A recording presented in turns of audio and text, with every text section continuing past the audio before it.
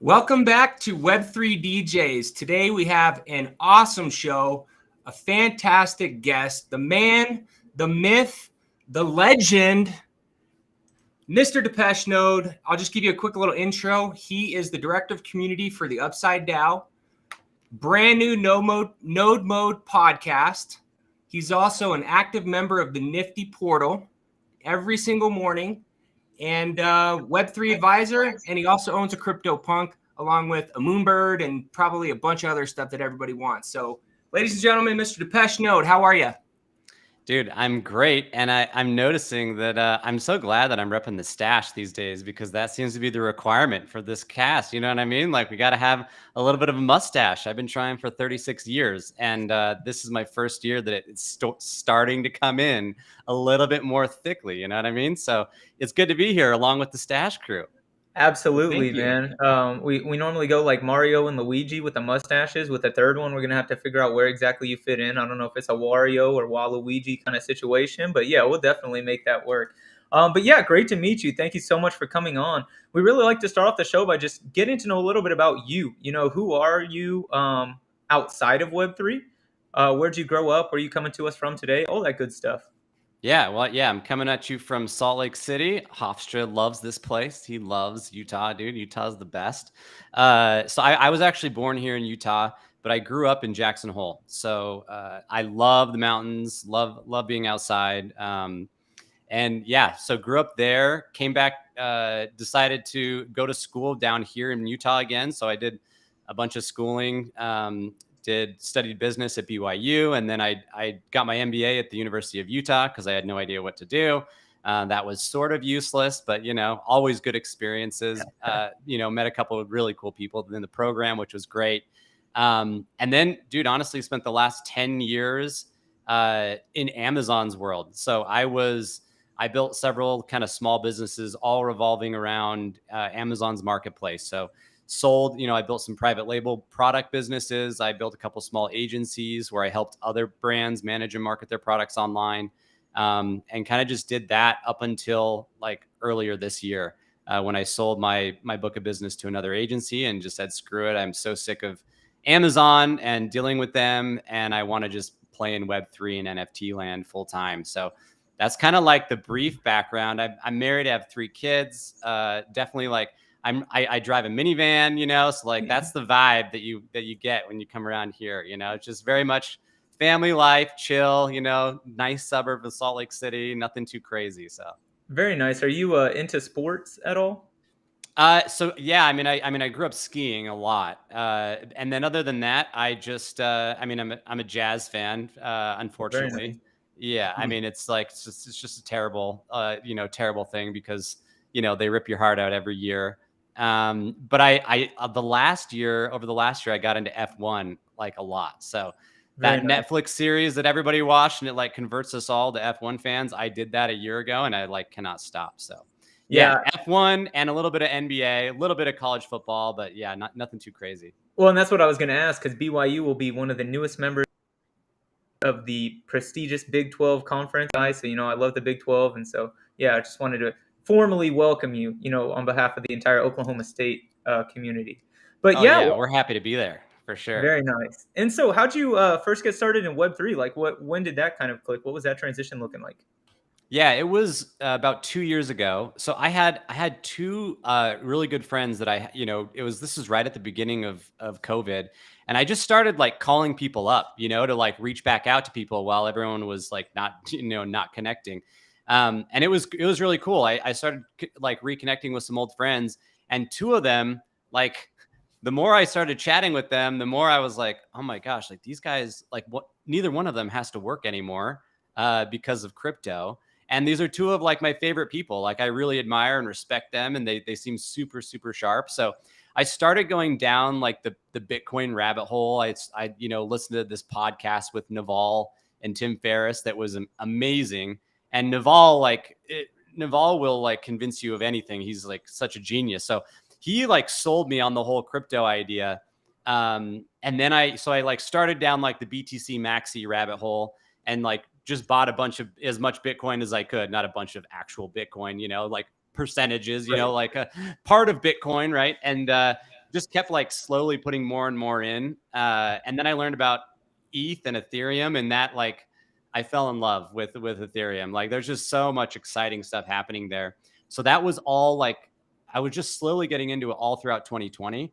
And then by the end of 2020, I was like way into this stuff. And then early 2021, I learned about DeFi and NFTs all at once, and my brain like half exploded. And I wish I figured everything out, sooner, but it took some time for me to like really keep jumping in. And yeah, the rest is kind of history. Now I'm mostly focused on NFTs because they're just too much fun. So I used to be more on like the Ethereum DeFi side of things. And now I'm just like, I love Ethereum, and I don't own any Bitcoin anymore. I just like ETH and NFTs, and that's basically my life. So. Well, this sounds very familiar. You get down this rabbit hole, it's hard to come back. But I think it's awesome. I've watched you for a while now, just on the Nifty Portal. But how did that whole thing come about? Were you just like someone that was listening, and then all of a sudden, kind of grew? It was very organic. I just remember, yeah, all of a sudden you're like, co-hosting all the time. Yeah, it was. So what happened was I kind of realized I like talking about NFTs. Like I like being involved, and I like creating content. And I wrote a newsletter for a while, and for a different company, and it was, I wrote it for free for like months. And then I realized that like that wasn't going anywhere, right? Like it was just I was the only one creating content and doing things. So one day it was like totally by happenstance. Like I kept seeing Pio and Nick and like on Twitter, like doing their stuff. And I really almost never listened to the morning show because it was so freaking early. Right. So I just like, it wasn't part of my morning routine because it's like 7 a.m. here. And it's like, by the time I'm like, showered, dressed, I like meditate every morning. It's like, it's usually 8 or 8:30, but like normally. Right. So one morning I was like, you know what? Like I need to start listening to the show. I'm starting to feel like I'm out of the loop, And so I just started listening a little bit. And then like, it was actually like my first or second time listening to the show that Pio invited me on stage because he had like seen some of my writings. Okay. And so I was like still in bed, like literally laying in bed that morning. And he was like, asked me some stuff. And I was like, my wife's like still asleep, next to me. I'm just chatting, and it worked out well. And Pio was like, hey, like, I really liked your contributions. You want to come back? Let's like come back again tomorrow if you're interested. And so I came back again. Then he brought me up on stage again. And like, then from there it was kind of history. He was like, yeah, we want to have you around more full time. So at least part-time. So yeah, I hang out on the show as often as they let me. And I love it. It's a good time. Those guys are so funny. Yeah, it's a good time. So now you are hosting your own podcast, and it looks like it's on the Nifty YouTube called the Node Mode Podcast. So I listened to the first one, and it seems like your niche is the generative art or art primarily. I know you have some other projects, but is that an accurate statement of what you're going to be talking about on this, or is it all things NFT? Yeah, I mean, I think I'm not going to keep any, topic on NFTs like out of the question for sure. But yes, my niche seems to be more like I enjoy art. Like I'm really interested in the generative art. I'm interested in a lot of that kind of stuff. So I am kind of being pitched as like the art guy. Right. And I'm finding myself in that niche, which I love. Like, I still feel I'm such a noob when it comes to art, but I really do appreciate it and I love it. And it was like, I use this analogy often, like I didn't care a ton about cars until Tesla came out. And then I was like, okay, that's my car. You know what I mean? And I've always appreciated art, but I haven't really collected a ton of art up until NFTs came out. And now I love art. Like I think it's awesome. So the only challenge is that it's the art market is definitely, if you're trying to like make a quick buck, it's an interesting space to be in. I wouldn't necessarily try and do that. I really want to collect art for the long term. So I have like a very limited art collection because, the good stuff is not cheap. But yeah, I really do. I enjoy the art side of things. And so I think my focus there is art and just long-term collecting and long-term focus on the space. Yeah, that's very interesting. And I've got to ask you, so you had your undergrad in business, then you went and got your MBA, then you were writing, now you're creating content. You say you have a passion for art. I think you can tell a lot about a person from this question, but what was your favorite subject in school? Oh man, like PE, like Sure, fair God, enough. I like think that was way more exciting. My senior year of high school, I figured out that like you only needed a certain number of credits to graduate, and like if you went to class full time, you would have way more than you needed. So like the winter semester, well, that winter I skied every single day except for Sundays. I did not miss a weekday or a Saturday. I just love skiing so much. So that was my favorite subject in school, I would say. But in terms of like the business stuff, like entrepreneurship for sure. Any class that kind of talked more about small businesses or starting a business and all of that. I love anything and all things entrepreneurship for sure. That was super interesting to me. So yeah, very nice. And that goes, hand in hand with this space. yeah, yeah, absolutely. Like the thing is I yeah, I have yet I would love to create something and start another business in the space, but I really like my first goal has been to just truly like become as native as possible and become as immersed and as involved as possible and experience it and then figure out what I like. And so far, the only thing that I really know that I like is doing exactly this, which is just chatting with people, which is obviously it's a fun job. Like who doesn't want to be, Jimmy Fallon, right? Like that'd be the Right. perfect job. That's what we're all doing. So I enjoy creating content, but eventually I would absolutely love to start something in the space, like an actual business, whether it's an NFT specific business or some kind of infrastructure for the space. Anything at all. I love that kind of stuff. So speaking of businesses, I don't know if this is yours or not. The Upside DAO, rethinking the way we build companies.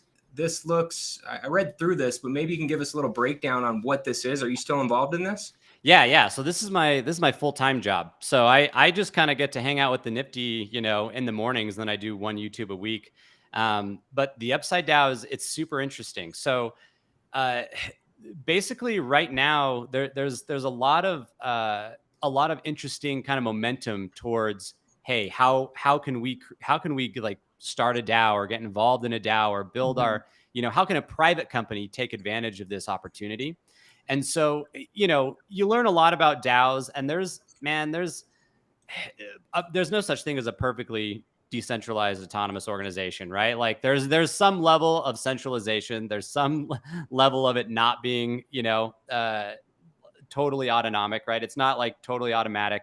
But what the Upside DAO is we're trying to build a community platform that's going to allow private companies to work and collaborate with their communities and turn their communities into a DAO, and then have kind of like it's almost like having a community as a DAO, sorry, like a community as a department.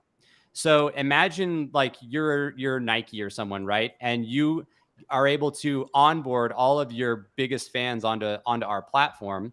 Mhm. Uh, from there, you can literally form that into a DAO, and then you could set aside, let's say, like 1 to 5% equity in your company on your cap table, and give it to the DAO. And then you let the DAO kind of run with it, and you have like maybe a community manager or a few important employees that help to organize and run this DAO. And you could then like work directly with your biggest fans and say like, hey, we need somebody to help us develop some content for an upcoming campaign. And who better to do that than your biggest customers or your users, right? And then if they do that, you reward them with equity in your company, and it would be tokenized on-chain equity. So kind of cool stuff. I mean, they're still working out. I gotta like be careful about what exactly I say in terms of like the equity component and whatever we Right. want to call it, some form of shared ownership, but it's going to be legitimate. It's going to act very similar to equity in the company. So it's a really cool and unique kind of platform that we're building. And so we're very close to launch. We've done like an alpha launch. We're working with the client, and we're about to launch like the V2 beta launch here in the next few weeks. So I'm kind of helping to help organize, okay, how are we going to build our community? How are we going to help these companies onboard their communities into the space? And as you can see, I'm writing, a bunch of stuff on the blog and helping to create, I'm, in charge of the content for now as we kind of get things ramped up. So That's beautiful. And I can definitely see the use case for this across Web3. You know, one of the largest opportunities is onboarding new consumers or new companies to the space. And so I have to ask you, after launch, if you could onboard any private company to the Upside Down, who would it be? Like, who's kind of like your goal, the gold standard there? Oh, dang. Yeah. I mean, dude, it could be anyone. I will say this, like a really cool concept that I think would be amazing is, we've chatted with the Buy the Broncos DAO, right? And Wow. there's, they didn't end up buying the Broncos, right? But they Sure. did end up like talking to tons of different teams. And so I think it would be so cool to get like a sports team, for example, that sets aside 1% or whatever, and they maybe there's even some kind of fundraising component, right, where the DAO literally has to like put up some money and then they own part of the team.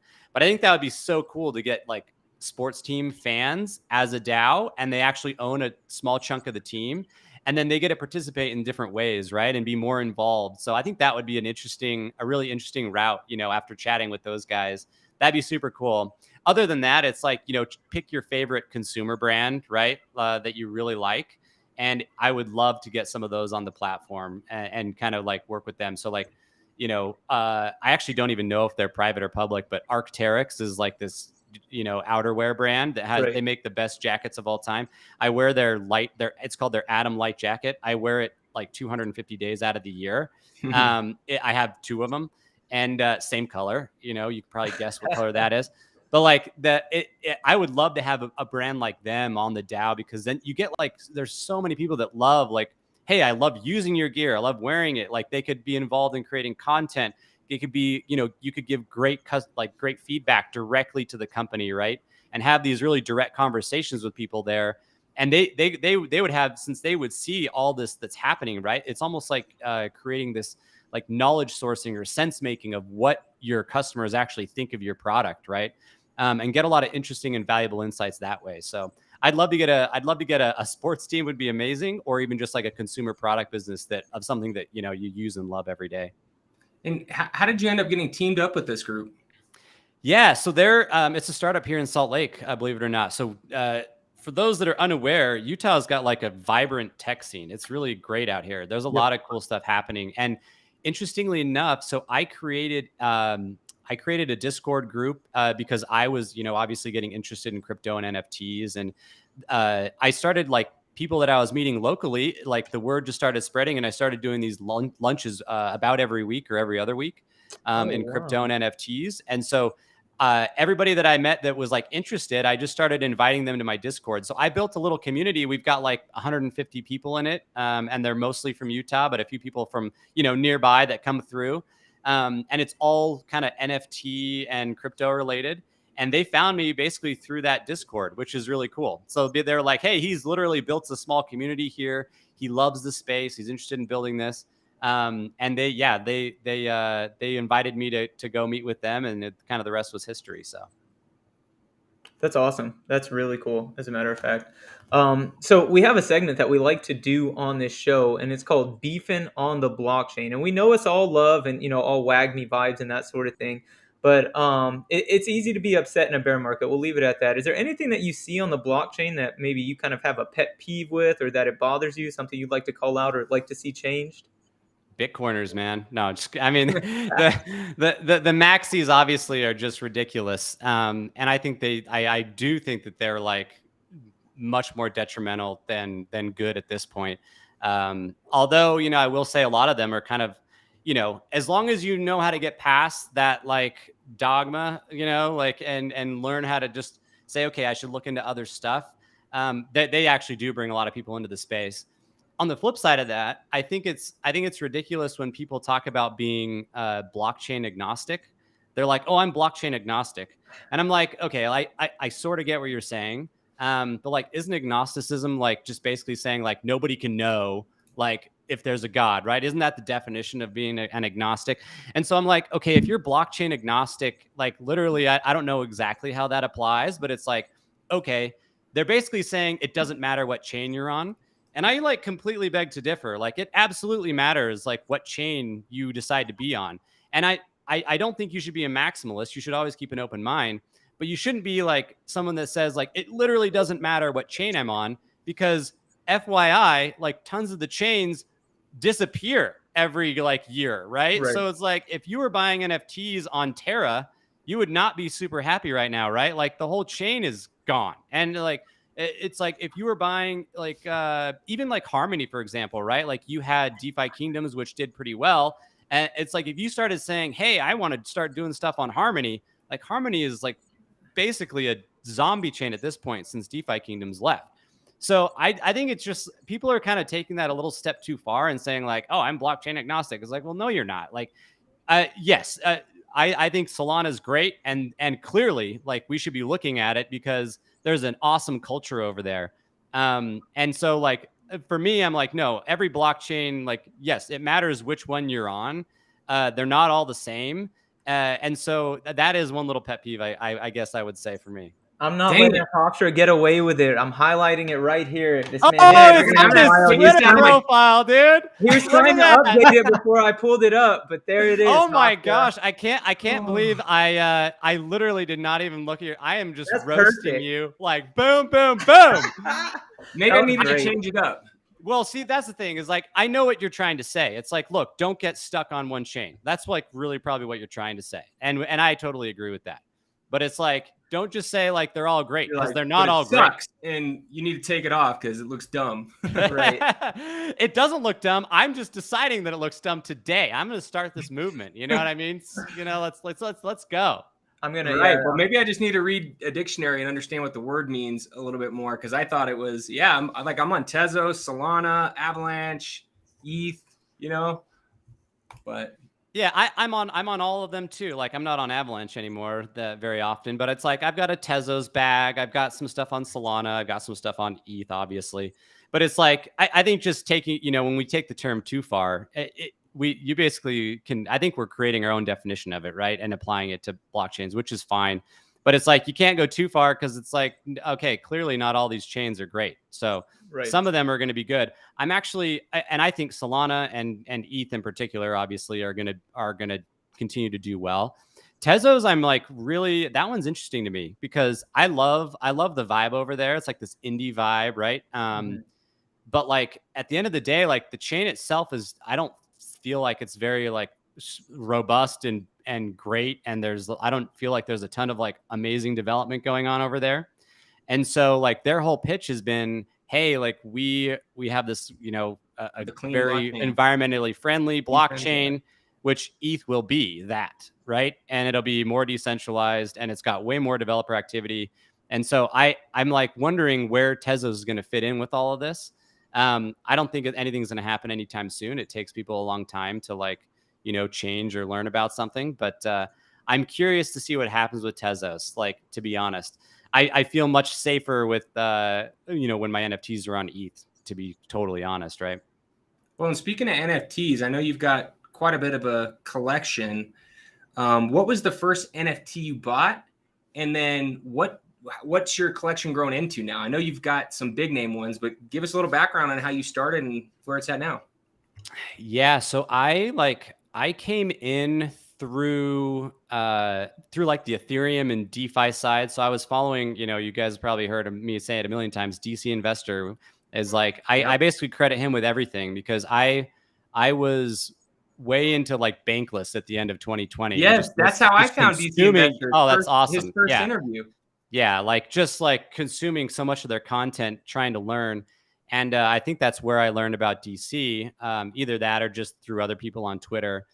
And like, DC is the one that started talking more about NFTs, and like listening to him say it, I'm like, okay, there's something here. So I definitely came at it like strictly in the beginning from an art perspective. Number one, because there was basically no PFPs back in February of 2021, you know, like there weren't, aside from CryptoPunks, which we didn't even really call them PFPs, you know what I mean? It was just like, there were punks. So I was mostly just looking at all the art block stuff. And so I bought, I think my first NFT, well, technically my first NFT was this thing called Euler Beats. It's spelled, it looks like Euler Beats. And it was this like crazy. It was actually like a music NFT, believe it or not. It was like way back then. It's like this music NFT. And they had this like really weird kind of bonding curve. If you guys remember bonding curves back in the day, which were crazy, which was like, hey, the first person that buys, it costs you 0.05. The next person that buys, it costs 0.1. Then the next person that buys, it costs 0.15. But the way that Euler Beats worked is that they had a different mechanic where if you like there's always a price that you could always sell it at the price below that you bought it for. Or something like that. Like if you wanted to, it was something not where you bought it for, but where the price currently was. There was always liquidity like right below that level. Mm-hmm. And so it was like you could buy it up and down, and it was this crazy game. And I lost so much money on those. But after that, my first NFT was it was called The Singularity by Hideki Tsukamoto, and that's one of the Art Blocks curated pieces, I think. And it's this really cool, like they all kind of look like a singularity, right? There's like a single point of focus, and it's like this crazy kind of cloud or aura that comes out, and it's a really beautiful piece. So that was my first NFT. And then like not long after, I mean, I just kept buying more Art Blocks pieces. And then not long after that, I think it was in March, early March or end of February, I was like, okay, if there's anything is going to make it through all this, it's going to be a punk. So I just bought a punk. And around the same time, I happened to buy a ringer, which was awesome. Like, so the ringer I bought it when it was at 4 ETH, which was probably one of my best buys. And then my punk I bought for 24 and like, spent a crap ton of my ETH on that thing. But, glad to have it. I love that I have it. Could I have been much more effective with my ETH? Sure. But it's like, it's just hard. I'm not like a great like day trader or flipper. I like just to hold things longer term if I can. So what are you looking at now? Anything? Yeah. Like, dude, get me on that freaking Ute list, man. It's like, that's the only guarantee I see at the exact moment. It's like the Utes are going to just dominate. How do you find out if you're on the list now, since everything got pulled? Like you just get like an email? Yeah, well, I have no idea. I think everybody got reinstated. So I think all the Twitter accounts are back up and running. You can log into their site and check your status, and it'll just say under review. But I think there's a lot of momentum there on Solana. I'm curious to see what happens.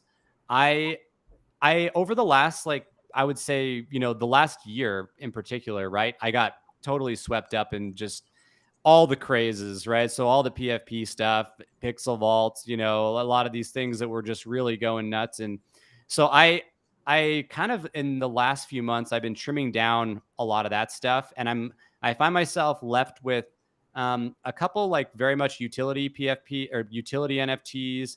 And I want to keep collecting more art. Like that's what I'm coming back to. Like in the last few weeks, I would say, I've been placing bids on Meridians and on Memories of Chi Lin. Those are like, and on Anti-Cyclones, I think I placed a couple bids. Those are 3 different generative sets that I think those are like, they're all just absolutely stunning and beautiful.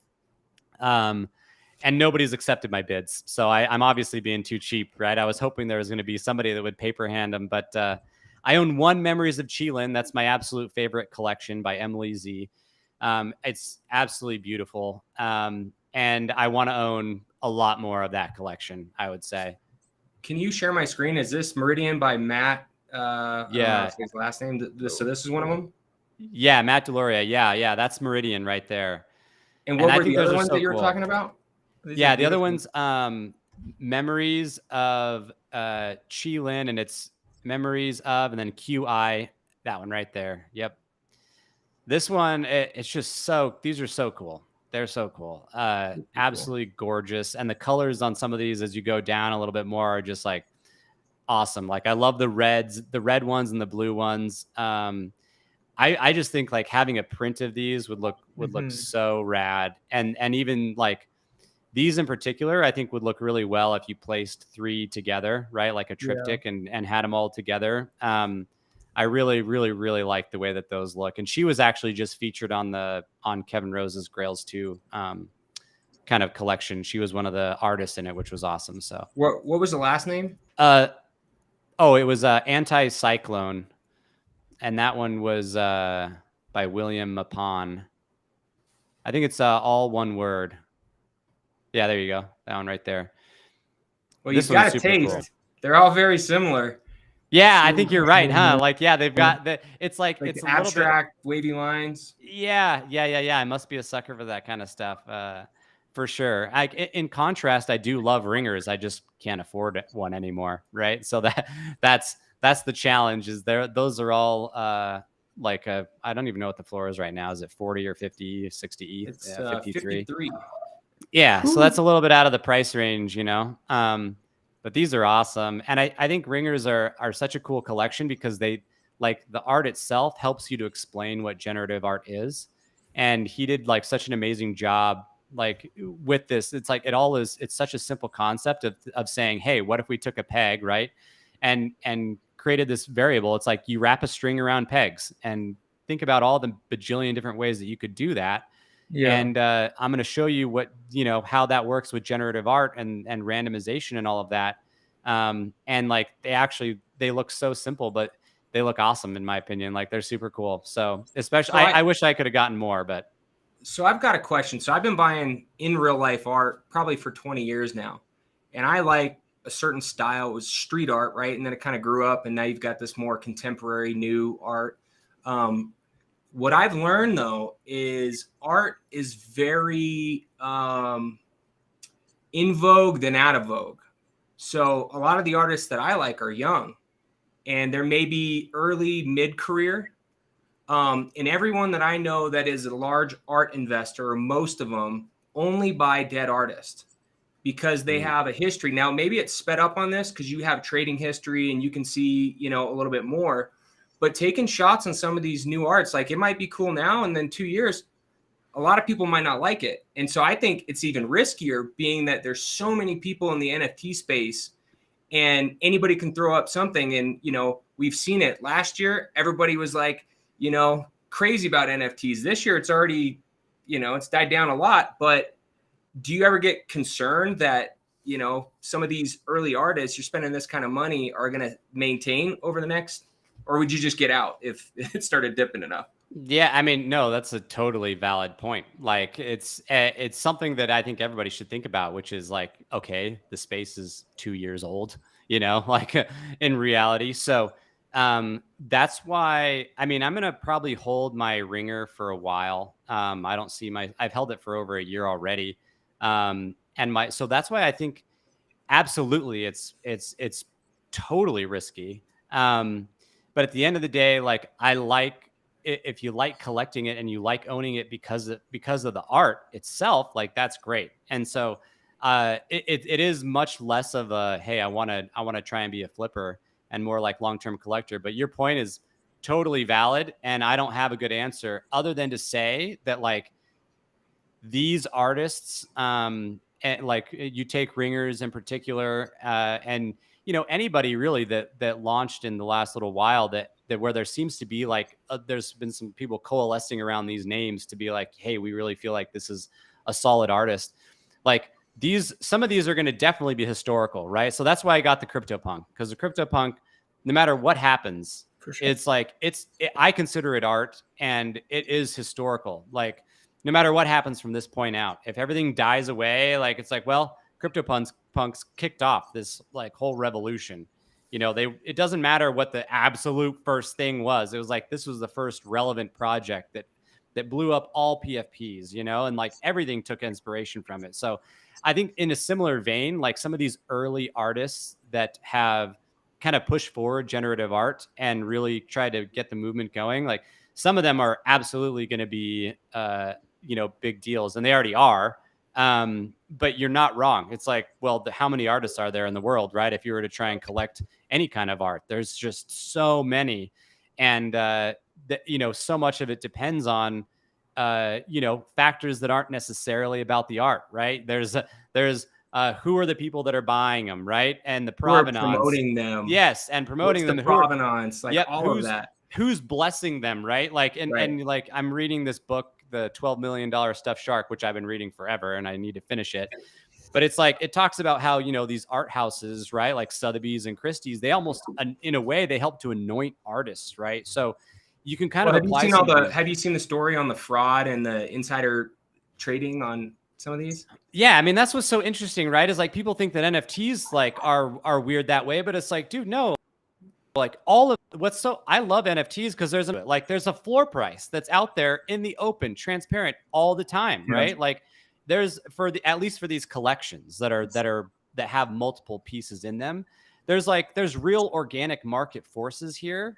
And in the traditional art world, you know what I mean? Like the difference between something going for 1 million and 10 million might just be the art dealer's ability to sell it, you know what I mean? Which is cool. Like great, good on them. But yeah, like I think there's an authenticity to a lot of NFTs because everything's on chain. So we see all the activity, which I think is really, really cool.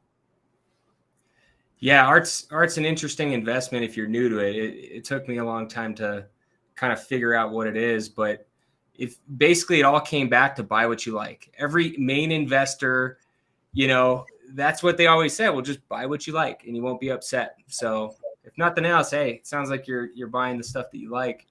So the podcast, how's that been going? Like you got kind of on with a really good group, and it seems like you've got some great guests coming on. Tell us about the podcast. Yeah, I saw that you got your next 4 shows booked, right? Yeah, I do. Yeah, I don't know why I like it. Like it's just so like you guys obviously you're doing the same thing. It's fun, right? So I just started. What's nice is since I'm sort of trending more towards the art side of things, it like really helps me to figure out, hey, I'm going to go after, you know, so-and-so and so-and-so and all sorts of different people that are in the art space, which I think is a lot of fun. So, you know, we only have 2 shows under our belt, but yeah, already got 4 guests lined up. We've got this week, tomorrow, I'm going to have Chris Bennett on the podcast, who I really like. He's been on the, you know, on the NFT Morning Show a bunch, but he's a mentor of mine. He's been a great friend. He's been super successful in Web 2, you know, and does a lot of investing in Web 3 and loves art as well. So I'm excited to learn from him. We've got some generative artists that, you know, that you will definitely know who they are, and different people that are coming on the show.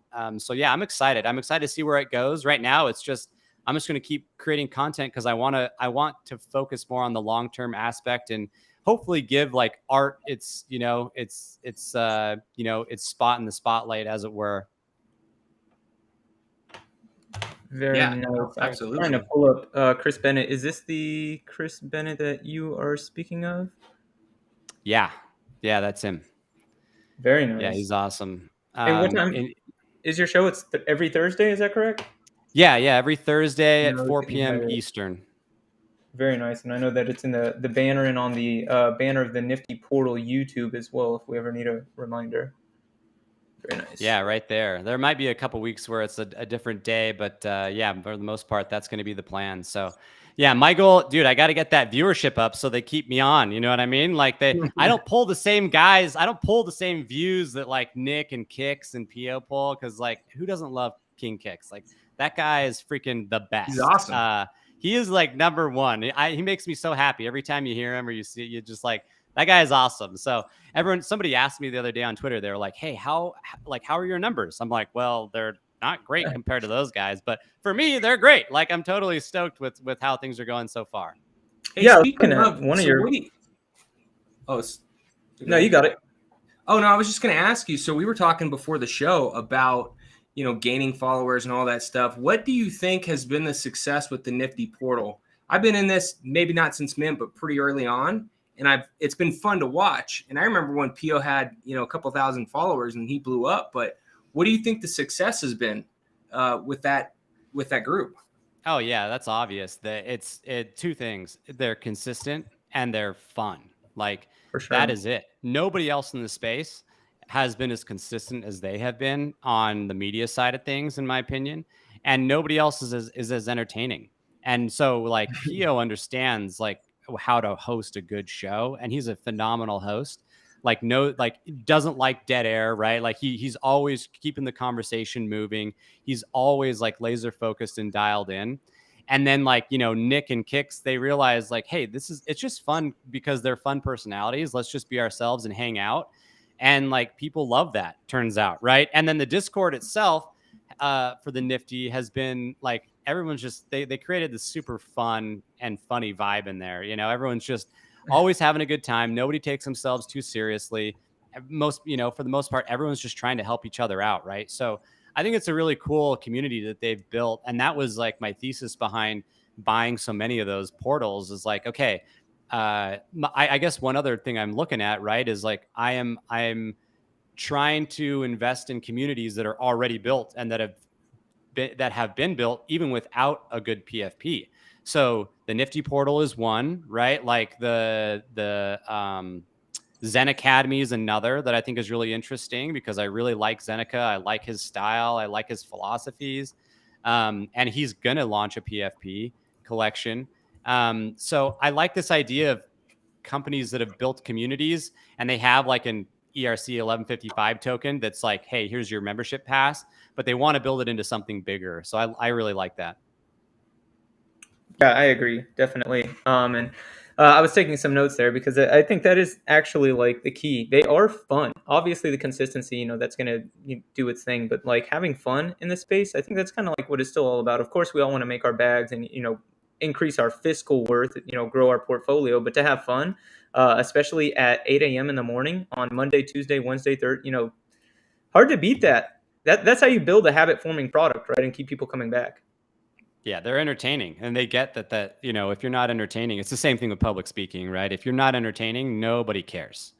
Like nobody will listen to you if you're boring, you know? So they totally get that. Like you need to have fun, be entertaining.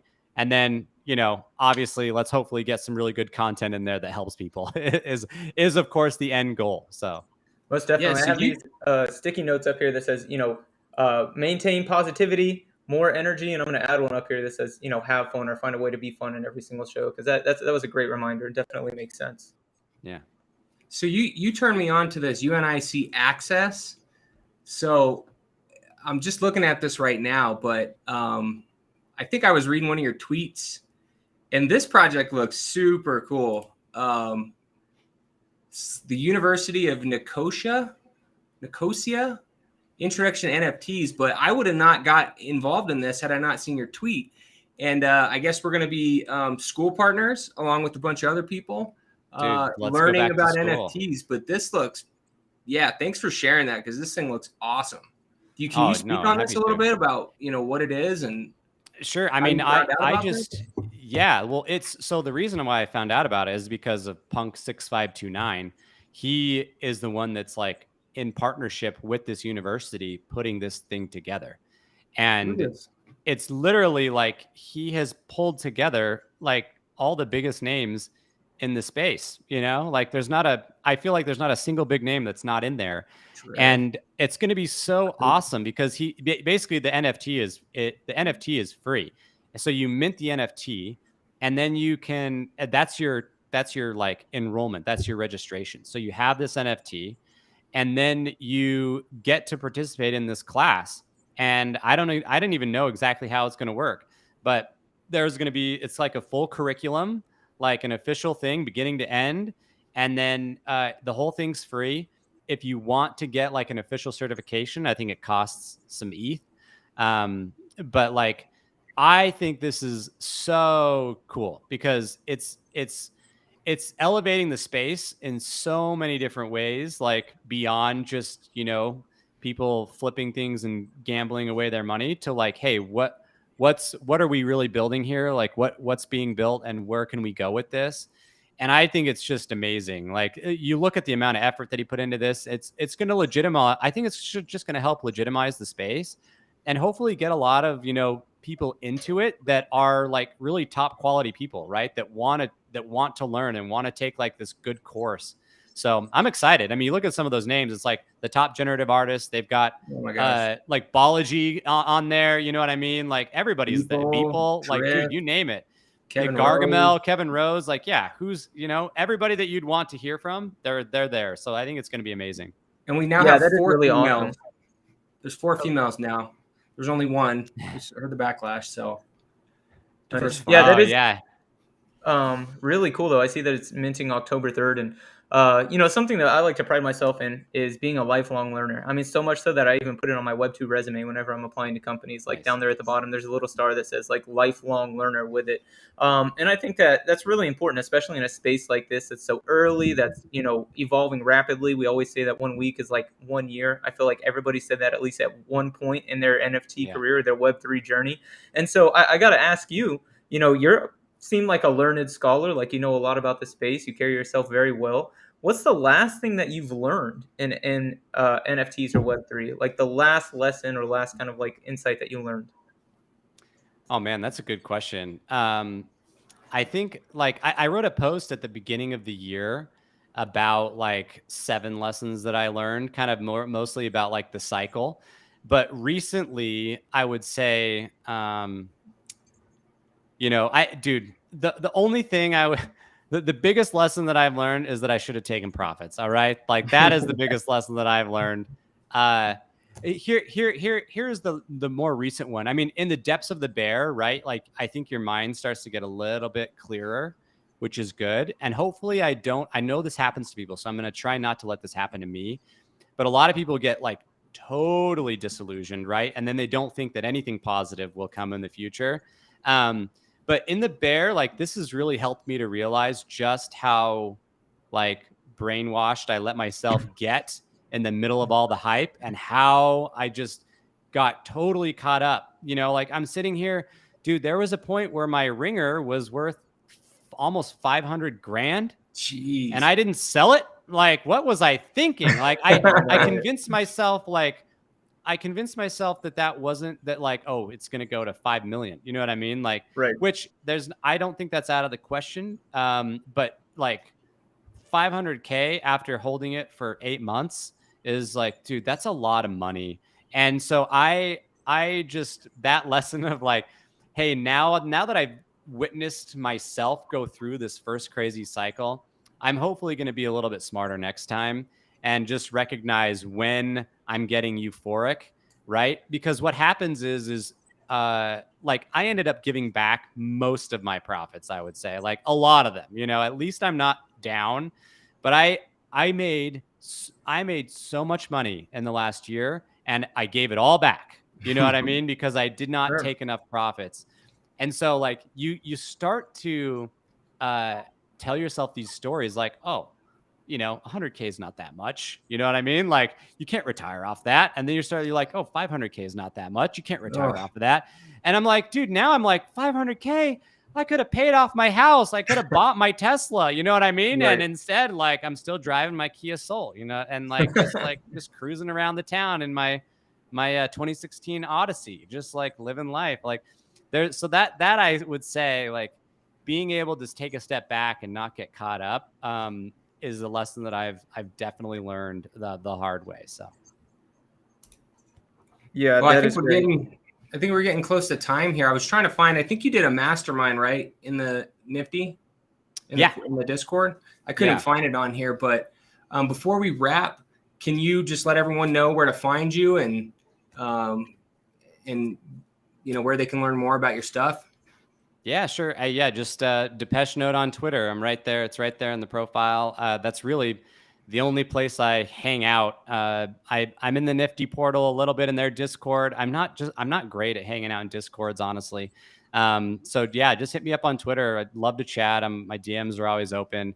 One thing that's remarkable, this came to mind, is like, it's surprising how 99% of DMs are just utterly useless. And it's like, it's either spammers or somebody just saying, hey, I'm launching my project today. And it's like clearly not personalized. It's like, dude, if you want to actually connect with somebody, like have a very specific reason and like write them a real message, and like they will likely respond to you if they're not like super big. You know what I mean? Like, so I love connecting with people and chatting with people. And it's so interesting how like 0.01% of DMs are actually real humans that say something nice, that are like, oh, thanks. Like, I just wanted to connect. Like, I like your work, or I like what you do. Or they have a reason they want to learn about something. Like, so yeah, I think that's such a cool thing that hopefully more people do. Yeah, Hofstra took that approach, but he hasn't been able to land Paris Hilton as a guest yet. So, we're still Dude, kind of working one down step that. at a time, dog. That she's, you're punching a little bit above your weight for the time being. You know what I mean? But For Hey, sure. I mean, you're a and super handsome fella. So I don't know. Like maybe you gotta like, you know why? It's you gotta start sending her pictures. You know what I mean? Like, well, I Sending gotta her, look. I see got her a face, goatee now. I'm kind of like you. I'm 39, and I just started being able to grow one this dude. year. So I thought maybe if I get some scruff, I don't know. Maybe I Yeah, can man. grow. Yeah, you got you might have to start using that good-looking face of yours and see if that can win you over the ladies. You know what I mean? That's the way to do it. Usually, when you tell them that you're into NFTs, you're not getting a really favorable response there. Yeah, that's a good that may be a good point. Yeah, my poor wife, man. She just got to deal with this NFT craze, man. I know, like girlfriends, wives. I mean, they probably just tune us out at some point. Like you just talk, and they're just like, "Oh, okay, great," just going with Yeah, their day. she's awesome. She totally is like, she's like, I think this is cool. She's just like, please don't lose all our money, and so that's the goal, is to not lose it all, for sure. Most definitely. Yeah, I try to do my best to have my wife kind of like help me pick out a collection. And honestly, whenever I try to do it myself, if I'm going to grab something off the floor and I'm like, I'm looking at rarities, so on and so forth, like this is going to be my best investment.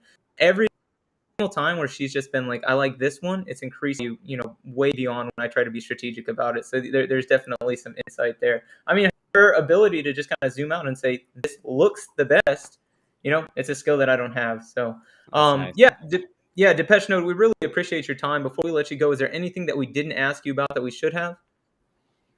No, man, you don't want to know anything more about me. Trust me, that's it, dude. Let's just leave it at that. I can always come back if we got other stuff to chat about. I'm not that interesting. Like, let's end that on the high note. Good luck, Hofstra, getting Paris on the show. She'd be a slight step up above me, but she's a great proponent for the Hey, space. you miss 100% of the shots you don't take, right? Amen, brother. That's right. Absolutely. So So, again, ladies yeah, and gentlemen, Mr. Depeche Node. Thank you so much for coming on. make you sure you guys. guys like, comment, and subscribe, and check out both of our stuff. The link to all of Depeche Node's information will be in our description. So until next See you time. later.